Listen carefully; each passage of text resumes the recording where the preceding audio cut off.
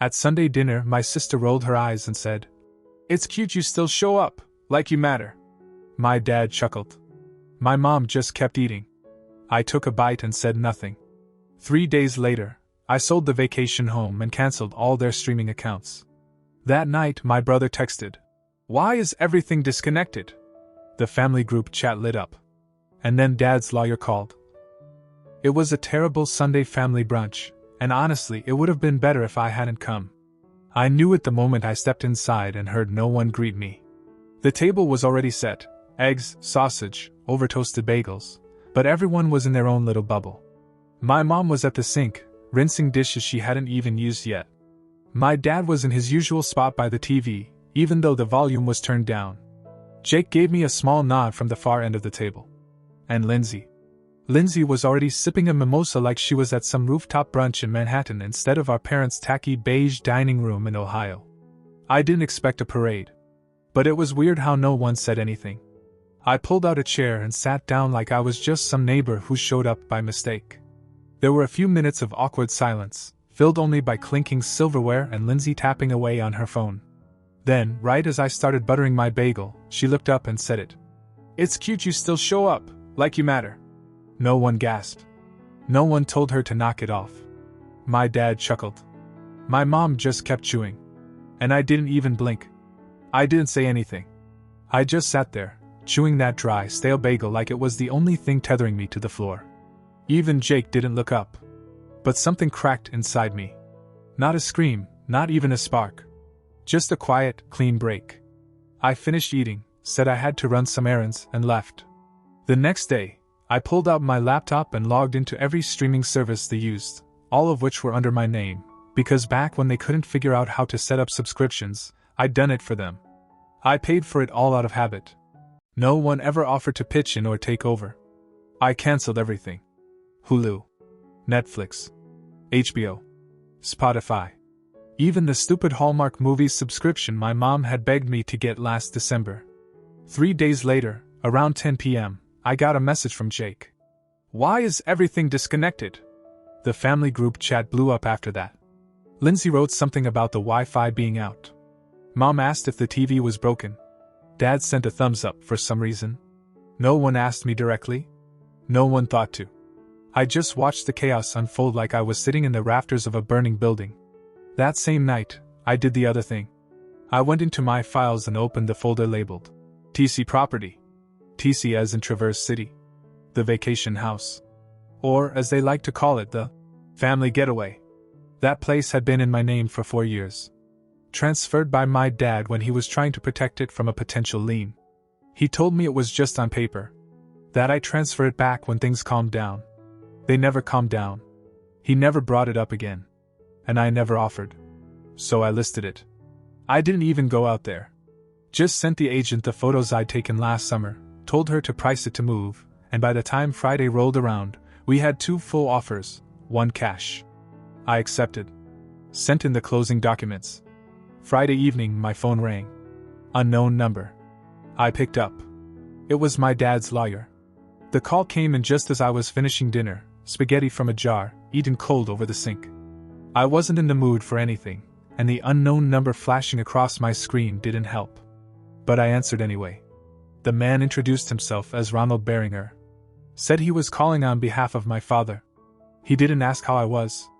Just went straight into it. My father had recently become aware that the Traverse City property had been listed, and he was understandably distressed. He wanted to know if this was a mistake, or if I had, in Ron's words, acted unilaterally. I didn't respond right away. I just let him talk. Ron said that my father believed the property was transferred temporarily. That there had been a mutual understanding it would return to him once his financial situation stabilized. He mentioned possible legal complications and serious consequences if the sale continued. I told him to check the county records. Silence. Then a nervous chuckle. He asked if I had the transfer documents. I said I did. He asked if I would send them over. I told him he'd get them the same way he got everything else, through the proper legal channels. I hung up. The next day, I got an email from someone at Ron's firm. This one was more aggressive. They were formally requesting a cease in all sale-related activity, pending a review of ownership. I forwarded it to the title company, along with scanned copies of the deed, transfer, and the signed notary record from 4 years ago. I didn't bother responding to the lawyer. On Wednesday, the sale closed. The buyer was from Chicago. Cash offer, no inspection. I watched 6 figures drop into my account like I just won a bet no one thought I had the guts to place. By Thursday night, my phone lit up again. Dad. I let it ring 4 times before I answered. He didn't start with hello. Didn't even try to ease into it. He just went off, yelling about betrayal, about family, about how I'd taken advantage of him. He said I'd stolen from my own blood, and demanded I return the money or else he'd sue me and make sure I was wiped out. I let him finish. Then I said calmly that I'd kept every receipt, every email, every legal document. That I hadn't touched the house in 4 years, and no one had ever asked for it back. That if he wanted to take me to court, I'd be ready, and I wouldn't be paying for his lawyer this time. He hung up. That weekend I found my car egged. Not just the windshield, the roof, the doors, the grill. Yolks dripping into the vents. It stank for days. I knew it was them. Probably Lindsay. This was her level of maturity. If she couldn't win, she'd throw a tantrum. I got it cleaned and moved on. Monday morning, my mailbox was jammed with shredded paper. A mess of coupons, junk ads, random scraps. It was stuffed so tight I had to dig it out by hand. No note. No signature. Just chaos. Again, I didn't say anything. That Friday, I came out to find my back tire slashed. Not punctured, slashed. Clean cut right down the sidewall. That one cost me $170. Next week, it was the front tire. Week after that, it was the other side. Always one at a time. Always just enough to make sure I couldn't drive without fixing it, but never enough to justify insurance. I didn't call the police. I didn't confront anyone. I just replaced the tires and kept every receipt in a folder labeled petty. But I wasn't done. Because 2 years ago, Lindsay couldn't qualify for a car loan. Bad credit, too many late payments, and a repo in college didn't help. She begged me to co-sign. Said it was just to get her approved, she'd make every payment, I'd never have to worry. She missed the first payment. I didn't even tell her. I just paid it. And then the next. And the next. I'd been paying her car loan for 24 months. Quietly. Out of guilt or habit or stupidity. I don't know. But not anymore. That Friday, I logged in and canceled the autopay. No warning. No message. Just silence. I closed my laptop and waited for the fire. It took 3 days. 3 days after I canceled the autopay on Lindsay's car loan, my phone blew up. Monday morning, I had 9 missed calls, 7 voicemails, and 13 text messages, all from Lindsay. She never calls. She texts when she wants something, sends voice notes when she's ranting, and passive-aggressive gifts when she's trying to make a point. But this time she called.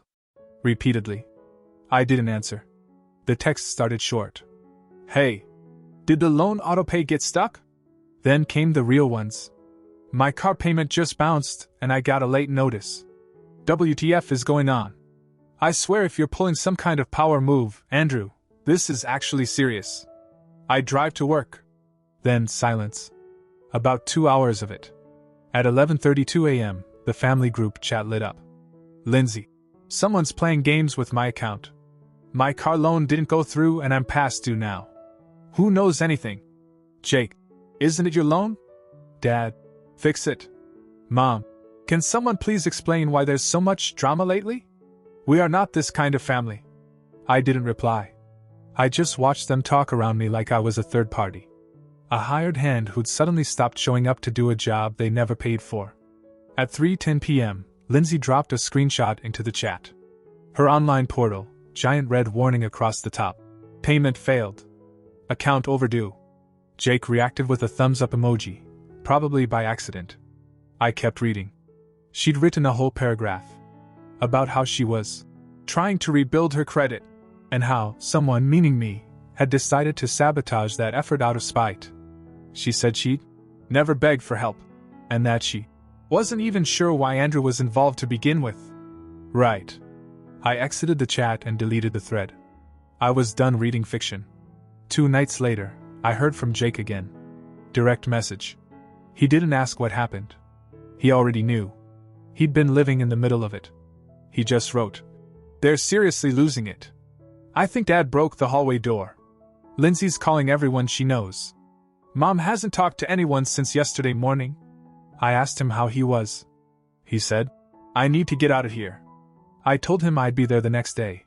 We didn't go back to the house after I picked him up. Just fast food and a long drive to a side of the city none of us ever had reason to visit. I'd been checking listings for weeks. I found a 1-bedroom apartment in an older building that was cheap, clean, and not too far from a bus route. Rent was $600 flat. Utilities not included, but manageable. I didn't tell him about it until we pulled into the parking lot. He thought we were just killing time. I handed him the keys and told him to go check it out. He stood there for a long time in the middle of that empty living room, hands in his hoodie, just blinking. Then he asked me, "Why are you doing this?" I told him I wasn't giving him anything. It was a loan. I'd covered the deposit, first month, last month, and the startup costs, but every dollar had to be paid back. Not because I needed the money, but because I needed him to take it seriously. First payment due in 1 month. Whatever he could afford. No handouts, just a shot. He nodded and said, "Okay." That night, we swung by the house. He ran in, grabbed a backpack and his PS4, and was out in under 10 minutes. No one stopped him. No one asked where he was going. Maybe they didn't care.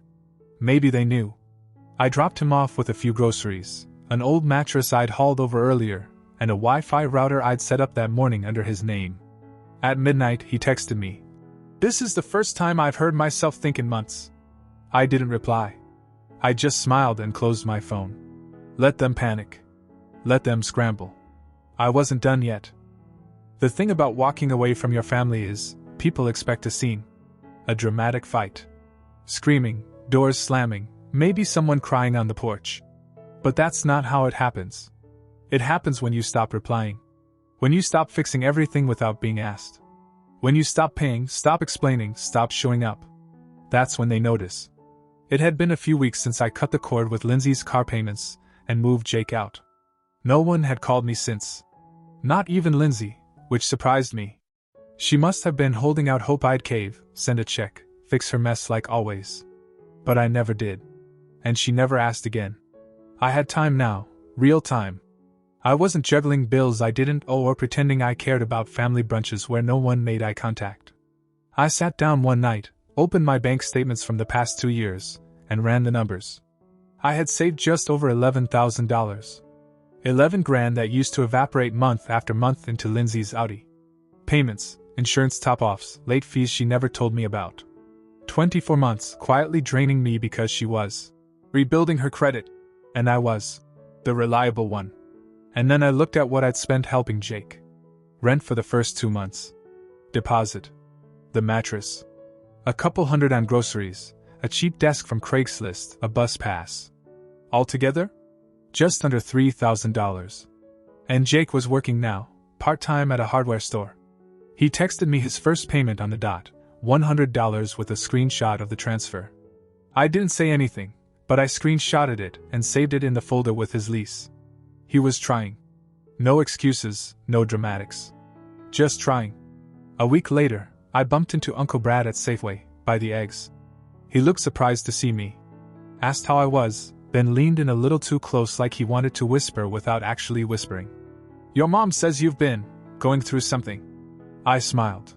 "Guess you could say that." He hesitated. "She said you emptied the family accounts? That you sold the house out from under them?"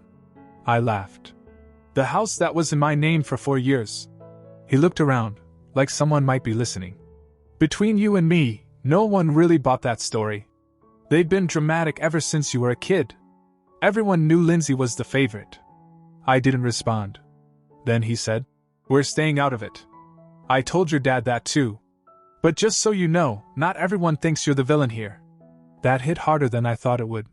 Later that week, I ran into my cousin Allie downtown. She pulled me aside, bought me a coffee, and said almost the same thing, that my parents were telling people I'd turned my back on the family, that I'd gone cold. But she didn't buy it either. I don't know what happened, she said. But they always expected too much from you. Apparently, the extended family was split into two camps, those who politely stayed quiet, and those who had quietly been rooting for me all along. None of them wanted to say it to my parents' faces. They were still family, after all. But more than one relative told me the same thing in different ways. We get it. We just don't want to be in the middle. Which was fine. I didn't need them to pick sides. I just needed them to stop pretending my parents were saints. And Lindsay? She stopped posting her little cryptic stories online after she got a notice that her car would be repossessed unless she caught up on payments. I didn't say anything. I didn't warn her. I just let the system do what it does. Meanwhile, Jake texted me about a second interview. He was thinking about enrolling in night classes next semester. Said he didn't want to stay in retail forever. I told him if he kept paying the rent, I'd help him with tuition when the time came. But same deal, every dollar was a loan. Earned, not gifted. And for the first time, it felt like I wasn't the family ATM. I wasn't the safety net for people who never once returned the favor. They wanted to pretend I didn't matter? Fine. Now they could live with the reality where I actually didn't. A month after I moved Jake into the apartment, I got a letter. Not an email. Not a text. An actual letter, folded into a torn envelope with a shaky return address. No stamp. It had been hand-delivered. It was from my mom. She didn't write much. Just said she hoped I was okay. That she missed how things used to be. That Dad was still very upset, and Lindsay was dealing with a lot. Then at the bottom, like an afterthought, she wrote, "Please don't hurt the family anymore." That line stuck with me for hours. Please don't hurt the family anymore. As if I'd taken something from them. As if all I'd done was destruct. No mention of the things I gave, the house, the money, the years of showing up when they barely noticed I existed. No apology. Just guilt and cursive. I burned the letter in a dish on my balcony. 2 days later, Jake called me from a borrowed phone. His had been shut off. His mom had finally cut him out of the family plan. I told him to keep the borrowed one for now. He said thanks, but he'd be fine. He'd get a prepaid and figure it out. Later that same night, I got a notification from my credit monitoring app. There was a new auto loan inquiry. Under my name. I froze. Opened the alert. It was from a dealership in the next town over. Someone had tried to apply for financing using my social security number. The application didn't go through, probably because of the freeze I'd put on my credit after the house sale, but it had been attempted. I called the dealership the next morning. They said a woman had come in using my info, no ID, just basic details, and claimed she was authorized to apply under my name because I was handling everything remotely. They wouldn't give me a name, but I didn't need one. It was Lindsay. I filed a fraud alert that afternoon. And I didn't say a word to her. Let her wonder why her next attempt got flagged. Let her keep digging the hole. That weekend I visited Jake. Brought over some frozen meals and a few things for the kitchen.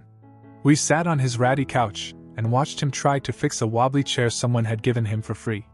He told me he was working extra hours and planning to start paying me back $150 a month instead of $100. I asked him why the change. He shrugged. Feels right. Then he said, "They're freaking out more than ever now. Dad tried to hack into my email last week. I caught the login attempt." I nodded. Sounds about right. Then he said something I didn't expect. Lindsay said they want to go after you legally again. But not through the courts. I asked what he meant. She didn't say exactly. Just that they were gonna make you regret turning your back on blood. I didn't respond. Just sat there, letting the phrase echo. It wasn't a threat, not really. But it also wasn't nothing. Jake saw my face and said, "I don't think they know what to do without you." I told him that was the problem. They never knew what to do with me either. By the end of the night, I was back in my apartment, sitting on the couch, watching Jake's first rent payment hit my account. On time. No drama. And in that moment, I realized something. The more they spun out, the more quiet I became, and the more power I had. They had nothing left to threaten me with. And they hadn't even figured that out yet. 3 months. That's how long it had been since I cut the last thread. In that time, not a single call from Mom. Not a voicemail from Dad. Lindsay hadn't tried to reach out either, though I found out through Jake that she tried using my info again to open a store credit card. That one was shut down before it even got reviewed. I reported it like last time and moved on. It wasn't even surprising anymore. Jake was still in that tiny apartment. Still working 2 jobs. Still sending payments every month, small ones, sometimes just $80, but always on time. And always with a note that said, "Still trying." That meant more to me than anything I ever got from the rest of them. He called me one night after work, said he wanted to take a certification course for HVAC. Night classes. Said he'd looked up tuition and it wasn't terrible, but he couldn't cover all of it right away. He didn't ask for help, just said it out loud, like he wanted to see how it felt. I told him what I always told him: if he kept up his payments, stayed consistent, I'd cover it as a loan. Every dollar tracked. Nothing free. He said, "That's fair," and changed the subject. That night, I opened the folder on my desktop labeled Family Fallout. I hadn't touched it in weeks, but I wanted to see the numbers again. I went through every payment I'd stopped, every subscription I'd canceled, every loan I'd killed. I tallied what I'd saved. $11,052. Then I calculated what I'd spent on Jake. Apartment deposit. Rent. Furniture. Groceries. Cell phone when his got cut. $3,135 total.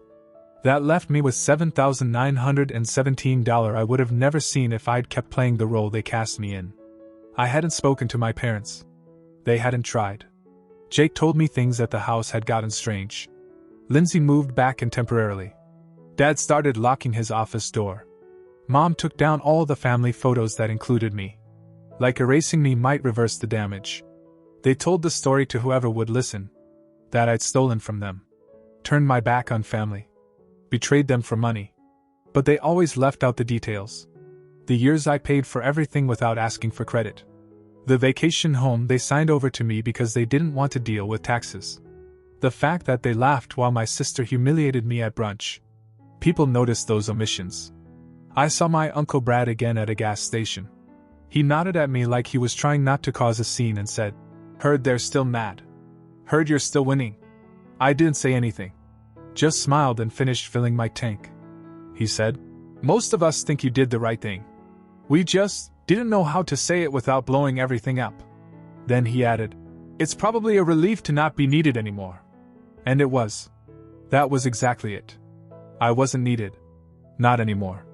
I was free. And they were still stuck in a house full of each other. 3 months later, everything had changed, not for them, but for me. They still lived together in that same worn-down house. Lindsay had moved back in full-time. She sold the Audi after missing 2 more payments and getting another repossession notice. Ended up with a 10-year-old Honda she paid for in cash, probably from whatever she had left or begged off someone else. Jake said she still walked around like she ran the place, barking orders, blaming other people for how unfair life had been to her lately. Dad rarely came upstairs anymore. Spent most of his days in the basement, glued to his recliner with a remote in one hand and a beer in the other. Jake stopped going down there entirely. Said it was like walking into a museum of disappointment, full of silence, low muttering, and resentment he didn't even try to hide anymore. Mom had started rearranging the house again. Moving furniture around, relabeling things in the kitchen, organizing drawers no one used. That was always her move when things spiraled. Pretend to be in control of the small stuff while the big stuff fell apart quietly in the background. They never reached out. Not once. No apology. No message. Not even an insult in the group chat. It was like they had finally accepted I wasn't coming back. Jake was the only one still tethered, and even that was loose. He visited once every few weeks, usually when Mom texted him about something important, which was always something like an old box of clothes or a random bill she couldn't figure out. He never stayed long. Jake was doing better than I expected. Still working both jobs. Still paying me back every month, even upped it to $200 recently. He started bringing groceries to his apartment, and cooking instead of eating out. He even sent me a photo of the HVAC course certificate catalog, circled the one he was aiming for. He was becoming his own person. Slowly, stubbornly, but definitely. And me? I was free. No more last-minute payments. No middle-of-the-night phone calls. No Sunday guilt. No pretending to care about people who never once cared if I was okay. My phone only rang when someone I chose to talk to needed me. My bank account stayed full. My apartment was quiet. My life was mine. I hadn't forgiven them. I hadn't forgotten what they did. But I no longer needed them to understand it. I didn't need closure. I had distance. I had proof. I had peace. Sometimes I still hear about them through someone else. My cousin mentioned Mom told the church group I had abandoned the family. Another relative heard Dad still rants about the house, how I stole it. Lindsay, apparently, is telling people I ruined her credit. But here's the truth. I stopped letting people drain me and they called it betrayal. I set boundaries and they called it cruelty. I stopped carrying everyone else's weight and they accused me of dropping the family. They'll keep telling their version of the story. That's fine.